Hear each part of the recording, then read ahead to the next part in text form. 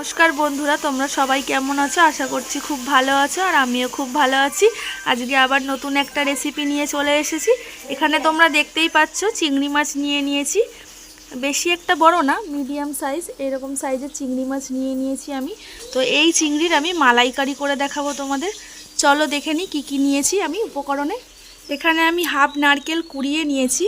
এর মধ্যে আমি কিছুটা পরিমাণ গরম জল দিয়ে নারকেল কোড়ানোটা ভিজিয়ে রাখবো, নারকেলের দুধটা বের করে নেওয়ার জন্য। নারকেলের ওপরে আমি গরম জল দিয়ে দিলাম।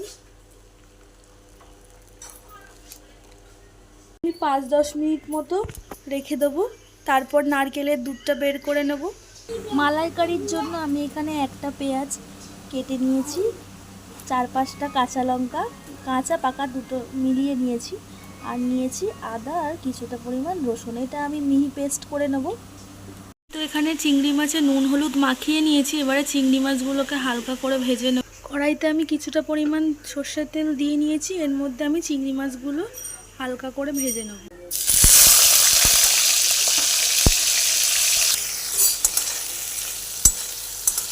চিংড়িগুলো আমি এইভাবে হালকা করে ভেজে নিয়েছি। এবারে আমি তুলে নেবো এটা। চিংড়ি মাছ ভাজার তেলটার মধ্যে আরও কিছুটা সর্ষের তেল দিয়ে নিয়েছি। এর মধ্যে আমি ফোড়ন দিয়ে নেব। ফোড়নে দারচিনি, একটা শুকনো লঙ্কা আর তেজপাতা। ফোড়নের মধ্যে আমি মশলার পেস্টটা দিয়ে দেবো। আদা রসুন কাঁচা লঙ্কা আর পেঁয়াজের পেস্টটা দিয়ে দিয়েছি। এর মধ্যে ভালো মতো করে কষিয়ে নেব। এর মধ্যে দেবো হলুদ আর জিরে গুঁড়ো, পরিমাণ মতো হলুদ আর কিছুটা পরিমাণ জিরে গুঁড়ো। এটাকে ভালো করে কষিয়ে নেব। পরিমাণ মতো নুনও দিয়ে দিলাম। মশলাটা কষানো হয়ে গেছে। এর মধ্যে আমি ভাজা চিংড়িগুলো দিয়ে দেব, দিয়ে একটু নেড়ে চেড়ে নেব।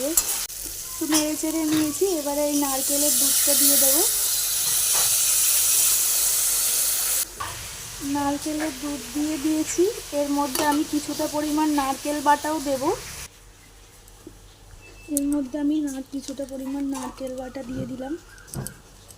ঝোলটা একটু ফুটে এসেছে, আর একটু ঝোলটা শুকনো করে নেব। আমার চিংড়ি মাছের মালাইকারি হয়ে গেছে। আমি এর উপরে শুধু একটুখানি দারচিনি গুঁড়ো, দারচিনিটাকে একটুখানি ভেঙে দিয়ে দিলাম। এবারে আমি নামিয়ে নেব।